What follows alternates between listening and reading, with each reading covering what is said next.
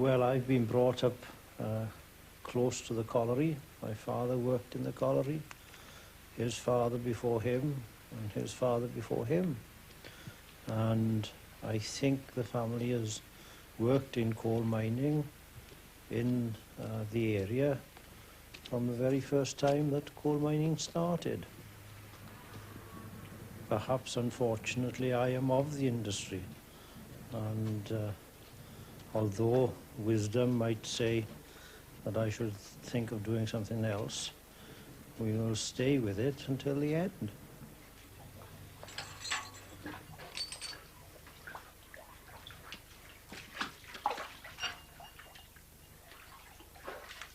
Well, most small mine owners in South Wales have sunk their all into their mines. They've put everything they've got into the mine. They've probably mortgaged their houses.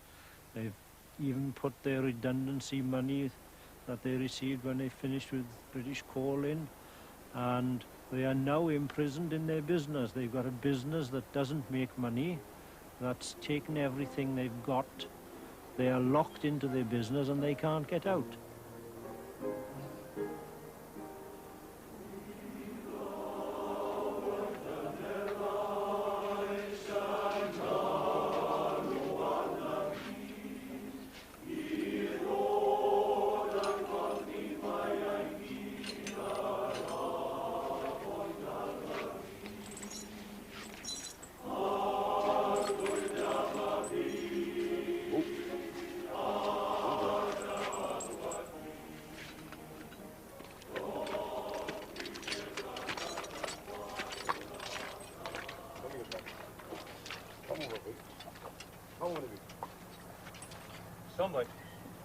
Stand back, Miles.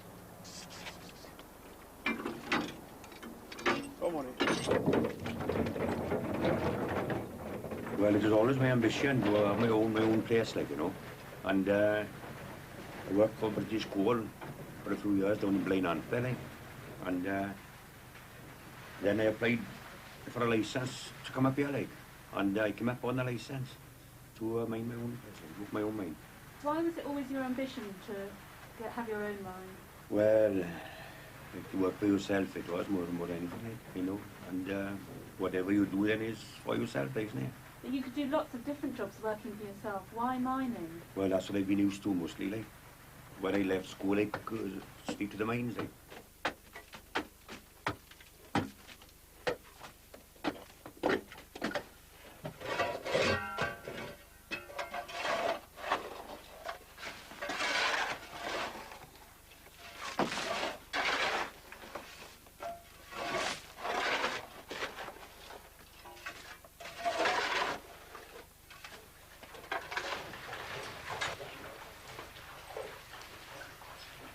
I don't notice the conditions bad myself, like, because I've always worked in the ground. If some stranger or somebody came down, like, to work, he'd see it, they'd have a different point of view than I've got. Well, I've been brought up in mining, like, it's in my blood, like. There's no need for me to work, to be honest with you, because I've got the boys up there, but I'll always be there.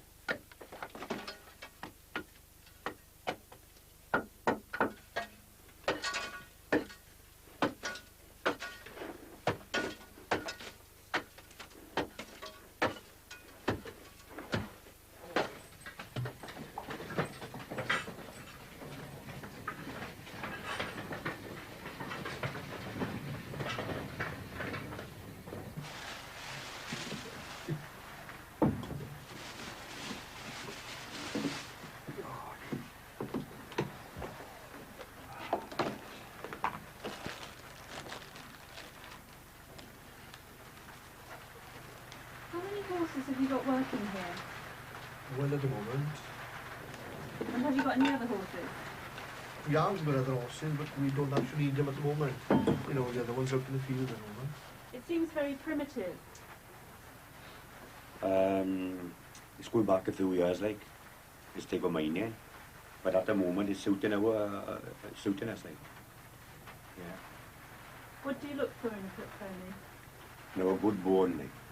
Good strong bone, and a good temperament, like Blackie now then.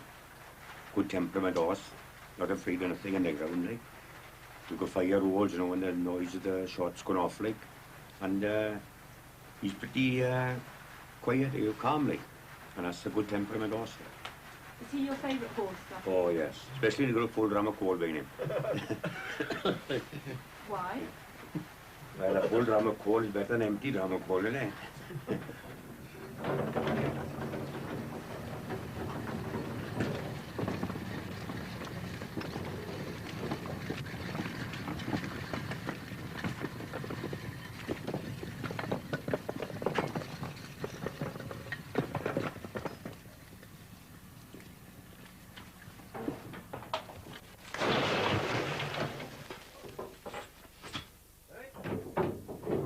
You're involved in everything.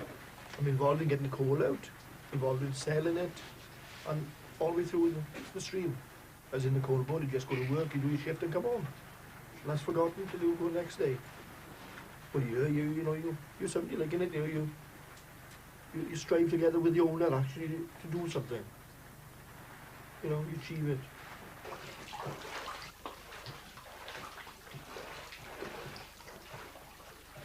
The job satisfaction stems from the fact that there are so many different skills that you have to be a complete coal miner. You have to have electrical skills, mechanical skills, and mining skills. And there used to be a publication dealing with management training years ago, and it was called The Science and Art of Mining. And I think mining is both a science and an art. And I think the satisfaction comes from that.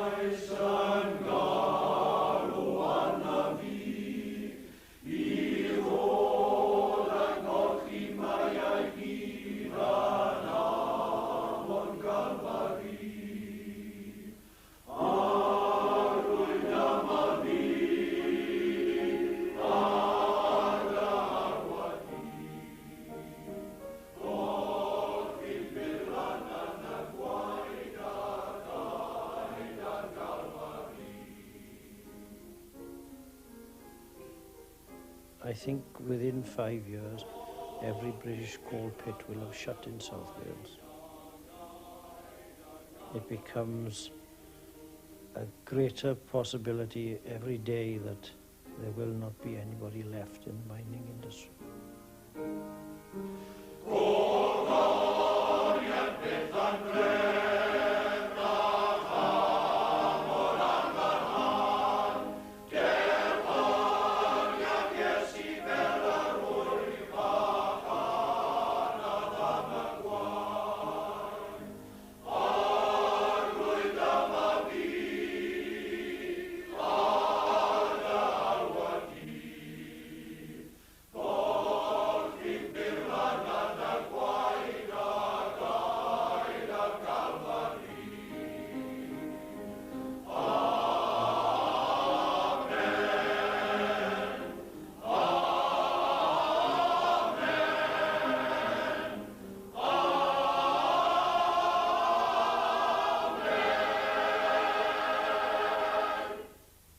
Well, the village, I say, is well, I don't know.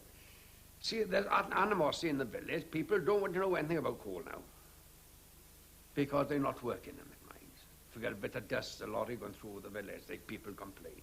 They never complain when their husbands is working. Thank you.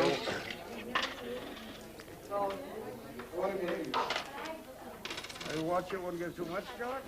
You don't want you only been counted.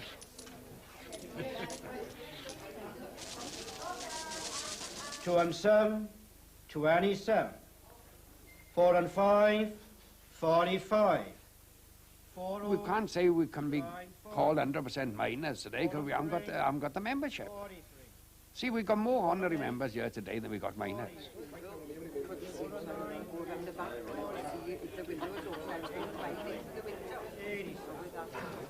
Alderson, 76. 2 and 4, 24. 1 0, number 10. 3 and 2, 32. 2 and 5, 25. All the 5. If we got 10 person from Resolvement working for the British Coal today, that's a large amount. It's only blind Nant is working us in the other valley. And how many work in the private mine? In the private mine, I say, is at least 84 to 100.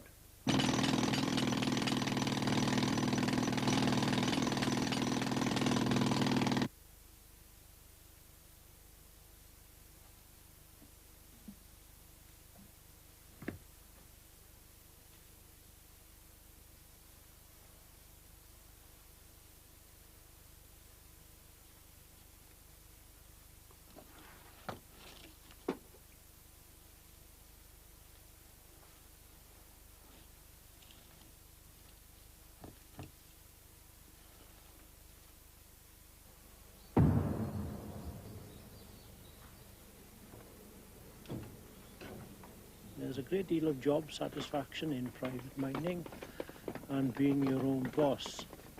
But lately now the rewards are very meagre indeed, and the job satisfaction has dwindled because I don't believe we're appreciated.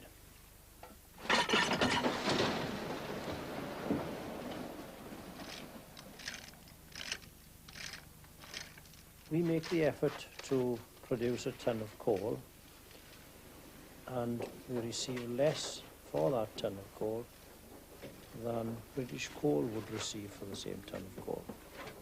And we think that's unfair. British Coal receives £52 a ton in South Wales, and we receive £34 a ton.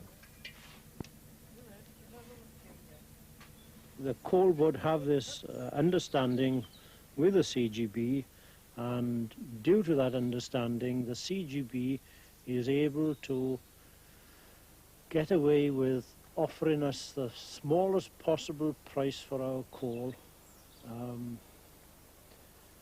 and we just can't make a profit. We can't make the mines pay in any sustainable way on the profit margin we're operating on. And so what's happening? We are going out of business.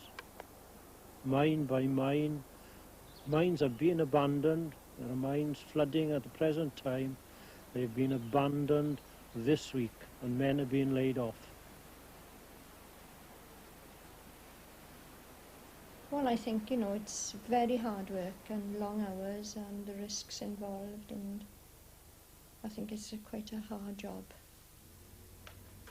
They are selling coal at the moment. They're working so hard to produce it, and it seems very unfair that they don't have the price for it.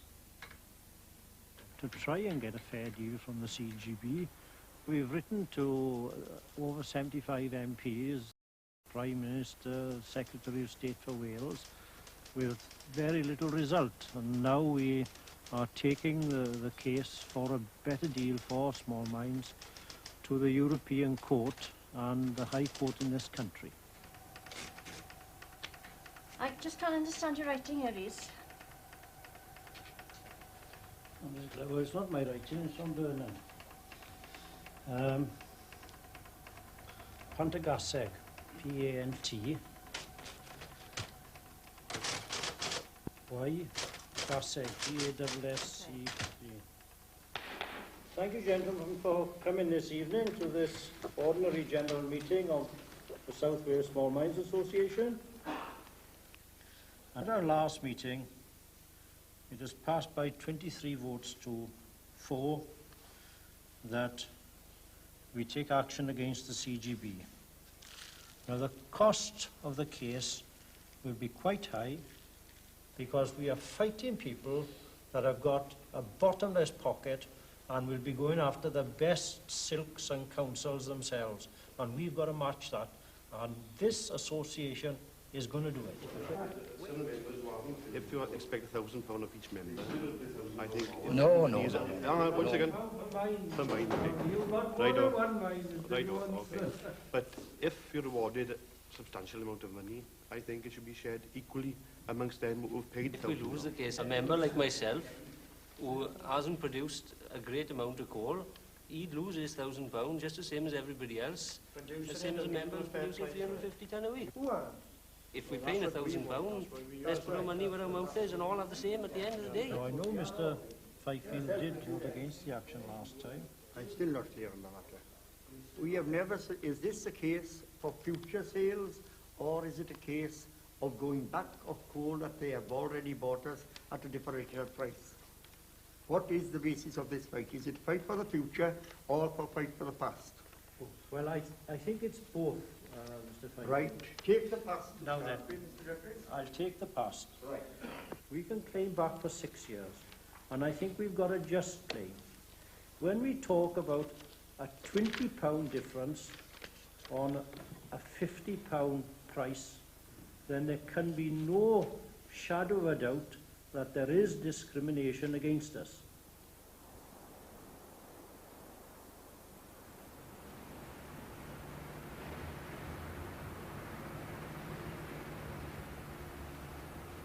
Instead of spending time at the mine and running the mine properly, you have to spend your time now around various outlets peddling your coal, and it'll take you a long time now to sell your output. So I can pick up a check on Friday. Chasing your money again? Yeah, well, we've got to. We've got to these days. When you want some more coal in? You'll probably have to see Walter. Well, We've got fair stock in at the moment. You can see there's a fair pile of coal here to go anyway. Well, it's all got to be blended off slowly, and hopefully in the medium term we'll be looking to bring something in from the small mines. You find that you're on the telephone, you're consulting with people, you're trying to sell coal. It all takes time, but leaves you with nothing accomplished at the end of the day. Lisa, as the manager of the mine and the owner of the mine, the colliers in your colliery, I say they only had 4 drams, where they could have filled 7. You can't put that fault on the workman. That's the fault on the manager to make sure they get the clearance. Oh, I think we had more than 4 if they wanted them. Oh, no, they couldn't have more than 4 yesterday, I can tell you that. Yes, but if you're not on top of the colliery, how can you pick up these points that I want to make to you? Well, you're talking about up the colliery. To understand now, I'm not covered by insurance up the colliery to start with. Well, I'm glad you mentioned that, because I was going up last Friday in my little car. I was taking the pays up now for the men at 3:15. And they came down in that minibus. It's only because I'm such a skillful driver now, and I applied the brakes so quickly that I managed to stop in time to avoid an accident. Do you think they wanted it to? Well, if I'd been driving, more likely, perhaps you would have. well, they had to follow me now back to the colliery to get their pays. That's what you would do. Now I know then, that. yes. I know you do. Yes, that. and I'll tell you this now. I'll come up there one day. I'll come up there one day. The old minibus now, at that time of the day now, it wants to go home, and they had a hell of a job now to get Stop the it. minibus to turn round Go to go back back up the hill.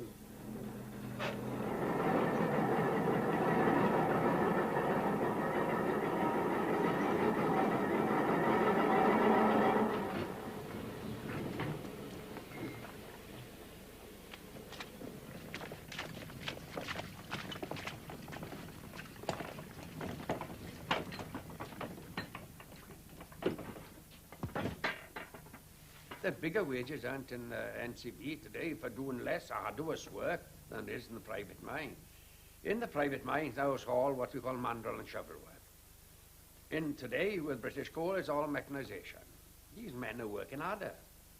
I don't know anybody that's handed their notice in here and gone to look for a job elsewhere, so we must be doing something right. Do you think Eddie Thomas is wrong then? I think Eddie Thomas is living in the past, and he must face up to the realities of the present situation.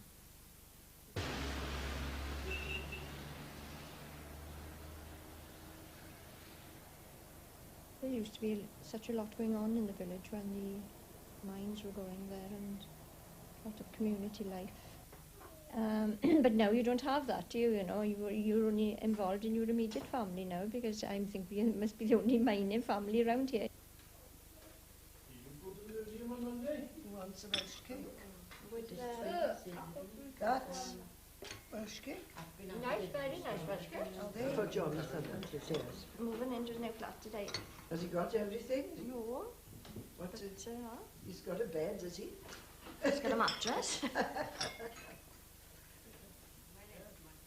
Well, Rhys went to the Imperial College to do a degree in electrical engineering, so we thought that at the end of the mining.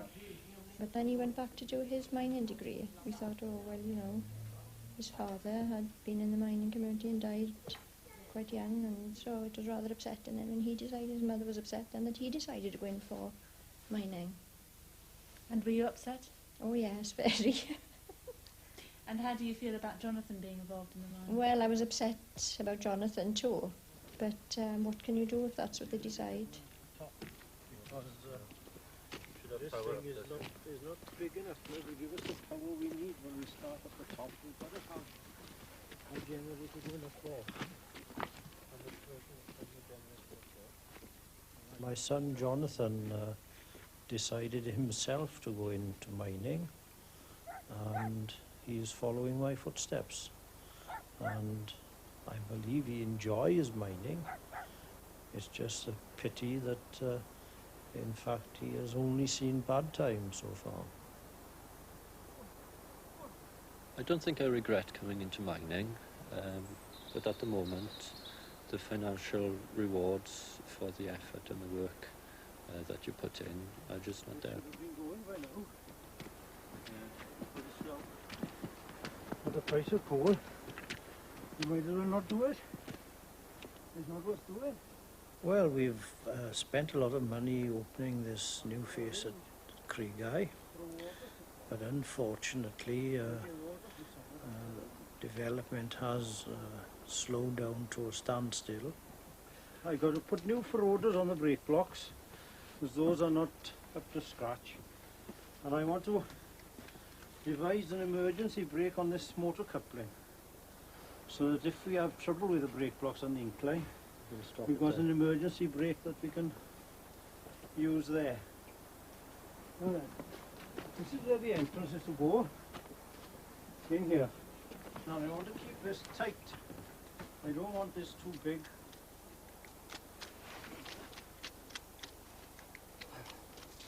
There's the fire clay coming in there, look.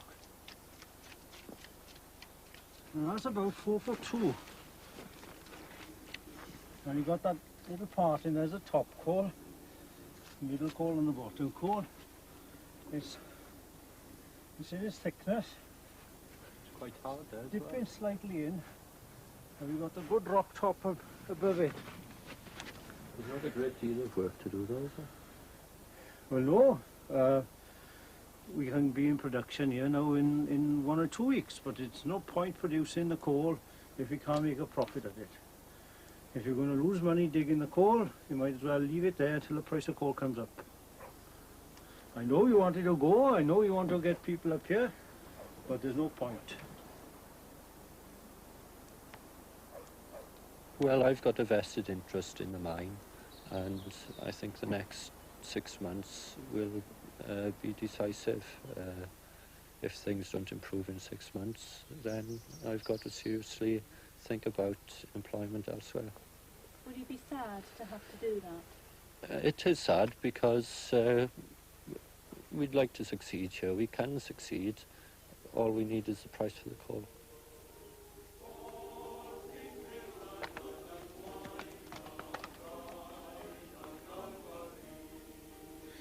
I don't think there's anything else that I would want to do, and I think Jonathan is of the like mind, that he's got coal dust in his blood.